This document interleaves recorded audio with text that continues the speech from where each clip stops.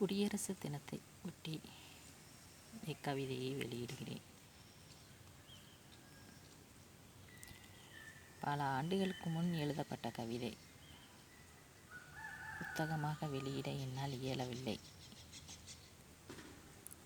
இவ்வழி மூலம் வெளியிடுகிறேன். தியாகம் என்ற தலைப்பில் இக்கவிதை.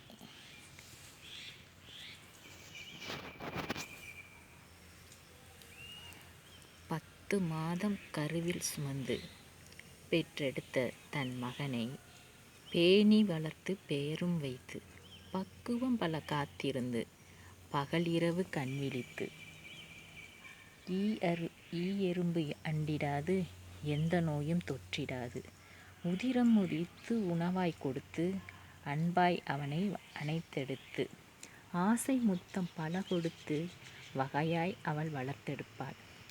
தாலாட்டு பல பாட்டிசைத்து தூளியில் இட்டு தூங்க வைப்பாள். காலில் சிறு கல்லோ முள்ளோ குத்தியது வலிக்கிறதென்றால் பதறியடித்து பாதம் பார்த்து பக்குவமாய் மருந்திடுவாள். அந்த மகன் போர்க்களம் செல்ல வேண்டும்போது போய் வா என்று அனுப்பி வைப்பாள். அதுவல்லவோ தியாகம்.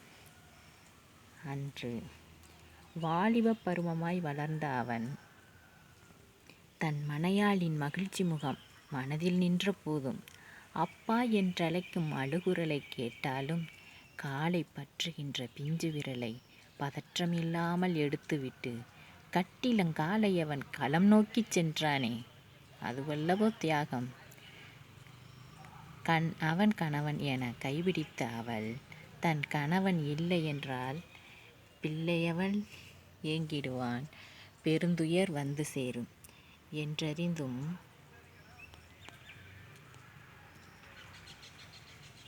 வென்று வருவான் என்றறிந்தும் சென்று வர அனுமதிப்பாள். வென்று வருவான் என்றிருப்பாள். விண்ணோக்கி சென்று விட்டான் என்றறிந்தால் வேரினை இழந்த மரமாய் வீழ்ந்திடுவாள். அதுவல்லவோ தியாகம். அன்று சும்மாவா கிடைத்தது நம் சுதந்திரம்? அடிமைத்தனத்தை அறுத்தெறிய ஆயிரம் உயிர்கள் உணவும் விடுத்து உறவும் விடுத்து இல்லம் துறந்து இதயம் சுரந்த உதிரக்கடலில் கிடைத்ததுதான் நம் இந்திய சுதந்திரம்.